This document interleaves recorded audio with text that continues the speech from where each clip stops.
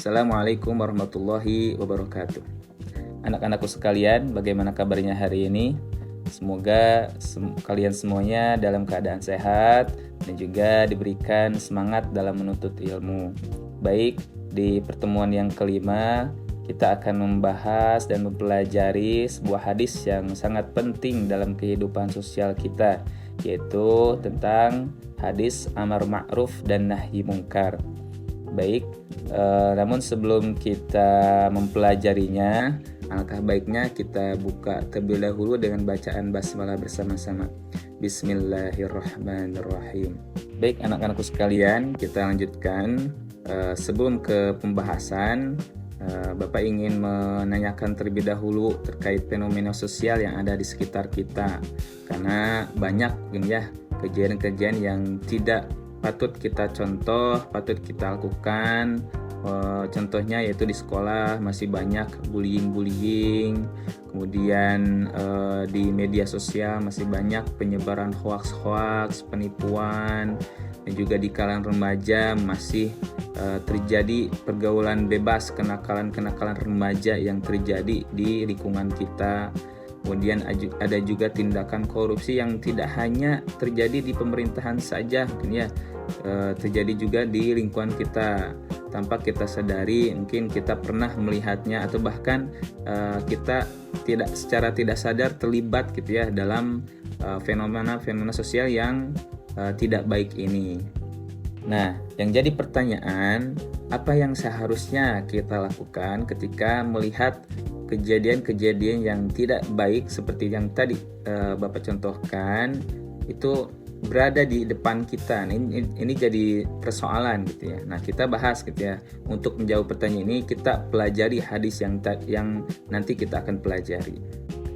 Nah, ini hadis yang akan kita pelajari yaitu dalam bab amar ma'ruf nahi mungkar di dalam kitab Riyadhus Shalihin, hadis nomor pertama. Baik, bisa dilihat ya. Kita baca terlebih dahulu bareng-bareng ya. Qala Abu Sa'id sami'tu Rasulullah sallallahu alaihi wasallam qala man ra'a munkaran falyughayyirhu bi yadihi fa in lam yastati' fa bi lisanihi fa in lam yastati' fa bi qalbihi wa dzalika adhaful iman. Baik, itu hadisnya. Kita artikan.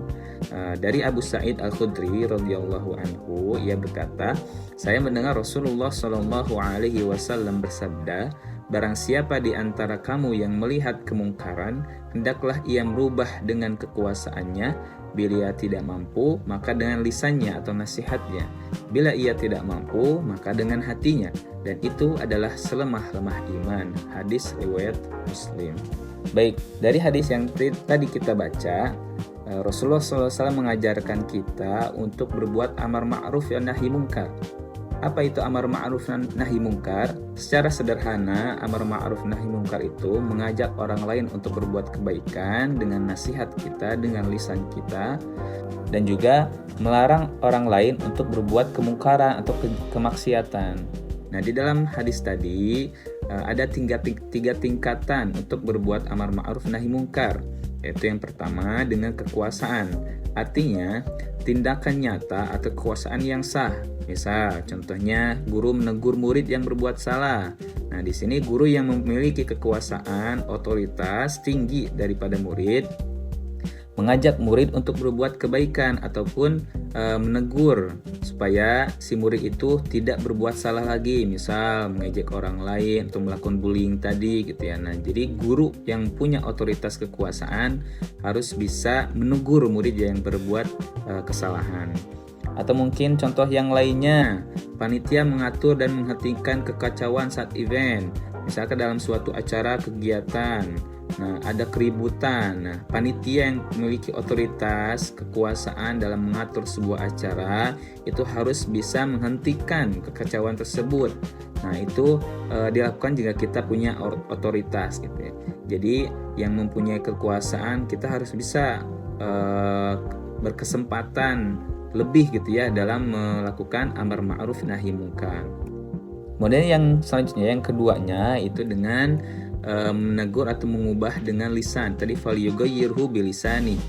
amar ma'ruf dan nahi munkar dengan lisannya, dengan perkataannya. Artinya menegur, menasehati, mengingatkan dengan perkataan yang baik, yang tentunya dengan perkataan yang baik gitu ya. Contohnya menegur teman yang berkata kasar, kemudian mengingatkan teman yang tidak sholat, mengingatkan agar menjaga kebersihan. Nah, itu kita lakukan wajib gitu ya, jika kekuasaan kita tidak memungkinkan ataupun kita tidak memiliki kekuasaan, maka kita yang orang biasa mungkin harus bisa melakukan amar ma'ruf nahi munkar dengan perkataan kita, dengan nasihat kita kepada teman yang ada di sekitar kita. Kemudian tingkatan yang ketiganya itu dengan hati, itu falyughayyirhu fabiqalbi gitu ya, mengubahnya dengan hati, yaitu membenci perbuatan yang salah itu di dalam hati kita. Misal ketika kita melihat kemungkaran dan kita tidak berani karena kondisi yang berbahaya atau tidak punya kekuasaan sama sekali. Nah, mungkin kita hanya bisa melakukannya dengan hati, dengan cara membenci perbuatan itu, karena itu mungkin salah satu selemah-lemahnya iman, tapi masih dihitung ibadah gitu ya. Nah, itu mungkin 3 tingkatan yang harus kita pelajari dalam hadis ini. Nah, hadis ini disampaikan Rasulullah SAW di tengah masyarakat Madinah yang beragam perilakunya dengan berbagai macam kemungkaran dan juga sifat dari penduduk Madinah itu sendiri. Para sahabat diajarkan untuk menjadi sosok yang aktif memperbaiki lingkungan, bukan hanya diam ketika melihat kemungkaran. Para sahabat dianjurkan oleh Rasulullah, diwajibkan untuk senantiasa ketika melihat kemungkaran untuk langsung mencegahnya gitu ya, menasehatinya dengan cara tadi, ketika yang punya kekuasaan dengan kekuasaannya, kemudian dengan cara lisannya kalau misalkan tidak ada bahaya ketika kita menegur atau menasehatinya, kemudian selemah-lemahnya itu dengan hati. Jadi supaya tidak melakukannya ya, kita misal contoh membencinya gitu, membenci perbuatannya.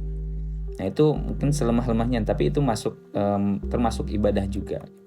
Kemudian hikmah apa yang bisa kita ambil dari hadis tadi, dari hadis amar ma'ruf nahi munkar tadi? Yang pertama, keberanian dalam kebenaran. Kita harus bisa mempunyai sifat keberanian, sifat berani dalam menyampaikan yang hak.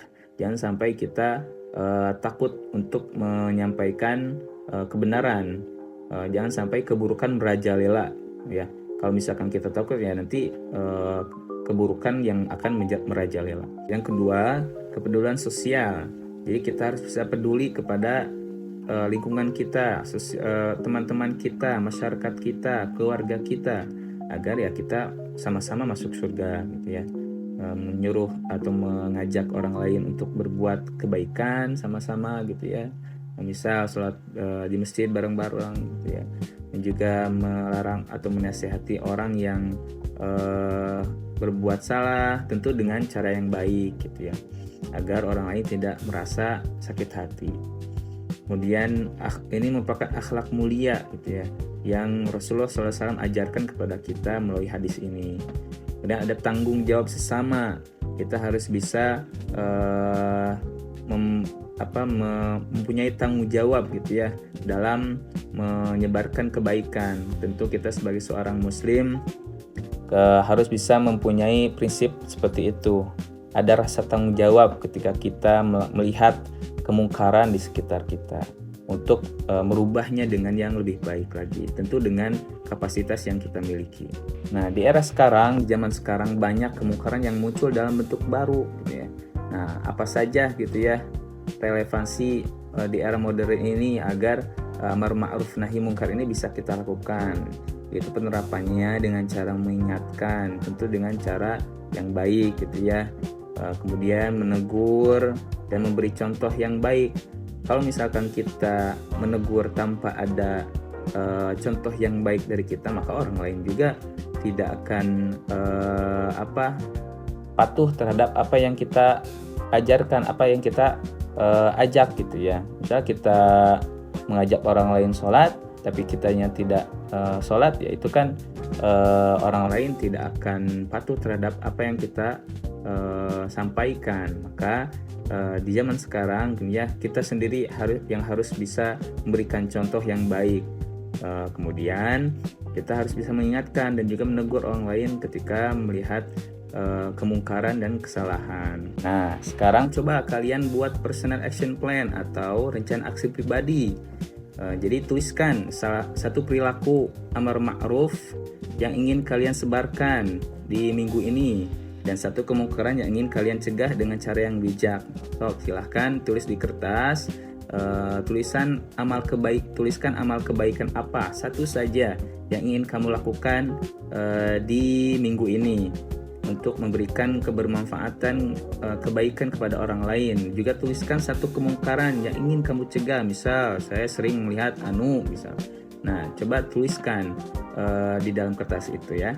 Nah, jadi dari pembelajaran kita hari ini, setelah kita membaca hadis tentang amar ma'ruf nahi munkar, dapat kita simpulkan bahwa yang pertama, amar ma'ruf nahi munkar adalah kewajiban setiap muslim. Nah, jadi kita sebagai seorang muslim harus bisa berusaha melakukan amar ma'ruf dan nahi munkar. Kemudian ada yang kedua ada tiga tingkatan, yaitu yang pertama tangan atau kekuasaan, kemudian ada lisan dan hati gitu ya, cara dalam melakukan amar ma'ruf dan nahi munkar. Yang ketiga, hadis ini mengajarkan keberanian, kepedulian dan akhlak yang baik. Nah, jadi kita harus bisa berani dalam menebar kebaikan, dan juga kita harus peduli kepada orang yang ada di sekitar kita, dan juga ini merupakan akhlak yang baik gitu, yang bisa kita lakukan. Kemudian yang selanjutnya, penerapan di masa kini banyak sekali, termasuk di media sosial. Jadi kita harus bisa bijak gitu ya dalam menggunakan media sosial. Yang kelima, kita semua bisa berperan memperbaiki lingkungan mulai dari hal kecil. Nah, jadi kita harus bisa bermanfaat di sekitar kita gitu ya, di lingkungan di masyarakat kita. Mulai dari hal yang kecil gitu ya, yang bisa kita lakukan. Karena sebaik-baik manusia adalah orang yang bermanfaat. Baik, terima kasih atas segala perhatiannya. Semoga apa yang sudah kita pelajari bisa kita amalkan dalam kehidupan kita sehari-hari. Semoga Allah menjadikan kita hamba yang berani dalam kebaikan dan kebijaksanaan dalam mencegah kemungkaran. Itu saja mungkin yang bisa kita bahas dalam pertemuan yang kelima ini. Mohon maaf bila banyak kekurangan. Terima kasih atas segala perhatian. Wabillahi taufiq wal hidayah. Assalamualaikum warahmatullahi wabarakatuh.